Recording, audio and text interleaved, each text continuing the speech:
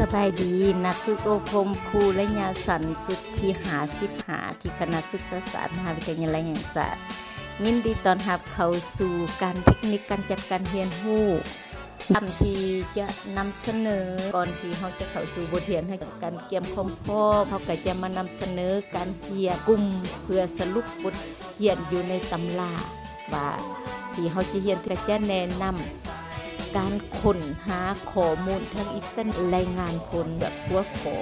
ที่เขาสนใจเพื่อมาแต่งบทสอบแต่งบทสอนที่บัดการสอนตัวจริงประเมินนักเรียน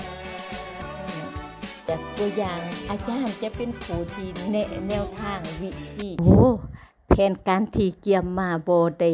ดำเนินตามเนื่องจากว่าไฟฟ้าบ่มา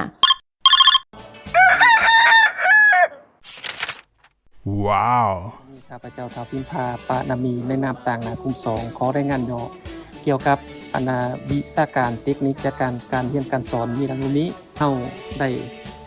คัดเลือกหัวหน้ากลุ่มและแบ่งออกเป็น4กลุ่มย่อยคือ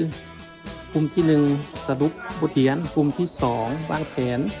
การจัดการการเรียนการสอนกลุ่ม3ปฏิบัติตัวจริงก็คือสอนตัวจริงกลุ่ม4เป็นผู้รับผิดชอบถ่ายทำและตัดต่อแล้วก็ได้คัดเลือกบุคลากรที่เหมาะสมเข้าใส่กับนาเวียให้สอดคล้องตามสภาพความสามารถของแต่ละคนหลังจากได้ทุกคนนะครับนาเวียของตนแล้วทุกคนก็ได้จัดตั้งปฏิบัติเวียกที่ตัวเองนะครับมอบหมายจนนะครับประสบผลสำเร็จถึงแม้ว่ามือที่พวกเข้ากำลังศึกษาคนขัวในวันที่27เดือน2026นั้นไฟฟ้าบ่มาพวกเข้าก็บ่ได้ยอมแพ้พวกเข้าบ่สามารถเปลี่ยนในของใดเนื่องจากว่าอากาศร้อนหลายแต่พวกเข้าได้ไปศึกษาคนขัวอยู่กองพมไม้และบังเอิญมีฝนตกลงมาเติมอีกเฮ็ดให้พวกเข้าพบความยุ่งยากลำบากสมควร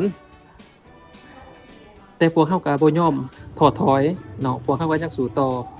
และอีกอย่างนึงพวกเข้าแม่นได้มีความสามัคคีช่วยเหลือซึ่งกันและกันจนจบเฮ็ดให้นาเวียของพวกเข้า